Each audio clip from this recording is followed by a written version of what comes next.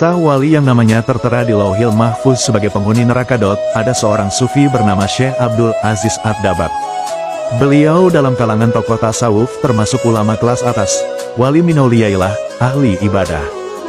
Suatu ketika malaikat melihat namanya di lembaran kitab Lauhil Mahfuz ada dalam deretan penghuni neraka. Melihat hal tersebut, malaikat merasa kasihan dan mendatangi Abdul Aziz Ad-Dabbagh.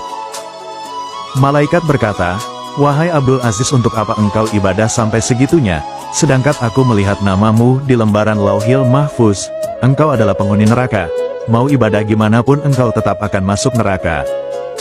Kemudian Abdul Aziz menjawab, "Wahai malaikat, surga dan neraka bukan urusanku, aku diciptakan oleh Allah, hanya untuk beribadah kepada Allah. Sebagaimana Allah berfirman, tidaklah aku ciptakan jin dan manusia kecuali hanya untuk beribadah kepadaku. Mau aku masuk surga atau neraka, itu haknya Allah. Subhanallah, benar-benar ikhlas dalam beribadah."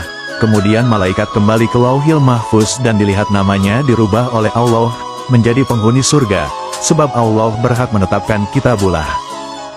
Lantas malaikat kembali menemui Abdul Aziz dan berkata, "Wahai Abdul Aziz, ada kabar gembira. Baru saja aku melihat namamu oleh Allah dirubah menjadi penghuni surga." Abdul Aziz menjawab, "Alhamdulillah. Tapi sekali lagi malaikat, surga dan neraka bukan urusanku. Aku beribadah hanya untuk menggapai ridhonya Allah. Kalau Allah ridho aku di neraka, ya itulah tujuanku."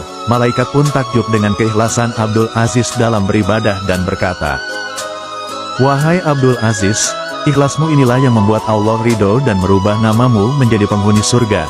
Lantas Abdul Aziz bertanya kepada malaikat, "Kalau ikhlasku tadi yang membuat Allah ridho kepadaku, lalu kira-kira dosa apa yang membuat Allah murka kepadaku sehingga aku menjadi penghuni neraka?" Kemudian malaikat bercerita, "Engkau ingat ketika engkau masih kecil, ketika umurmu sekitar 15 tahunan, engkau ingat ketika engkau tidur di kamar tidurmu, kemudian engkau mendengar suara langkah kaki ibumu, untuk menyuruhmu membeli sesuatu di pasar. Karena engkau mendengar suara langkah kaki ibumu menuju kamarmu, lalu engkau pura-pura tidur, padahal engkau sudah bangun, agar engkau tidak disuruh pergi ke pasar. Ketika ibumu membuka pintu kamarmu dan melihatmu masih tidur, ibumu merasa kasihan dan tidak jadi menyuruhmu ke pasar, sebab engkau bohongi ibumu. Allah murka dan menjadikan namamu sebagai penghuni neraka." Mendengar cerita dari malaikat, Abdul Aziz pun beristighfar memohon ampun kepada Allah. Semenjak kejadian tersebut, Abdul Aziz Ad-Dabbagh di sisa umurnya tidak pernah berceramah kecuali tentang berbakti kepada orang tua. Setiap orang yang datang kepada beliau selalu diwasiatkan untuk berbakti kepada orang tuanya. Mari kita renungkan sejenak, padahal beliau hanya pura-pura tidur. Lalu bagaimana yang sampai membentak ibunya? Bagaimana yang sampai memasangkan wajahnya kepada ibunya, yang mengeraskan suaranya di depan ibunya? Yang sampai tidak memberi nafkah, dan bahkan yang sampai membuat ibunya menangis? Bagaimana kira-kira nasibnya? Mari kita bersama-sama untuk lebih berbakti kepada orang tua kita, baik masih hidup ataupun yang telah wafat. Jangan meremehkan dosa kecil, dikhawatirkan di situ ada murkanya Allah. Jika tangan kita masih sulit untuk berbuat baik padanya, maka ringankanlah lisan kita untuk senantiasa mendoakan kedua orang tua kita.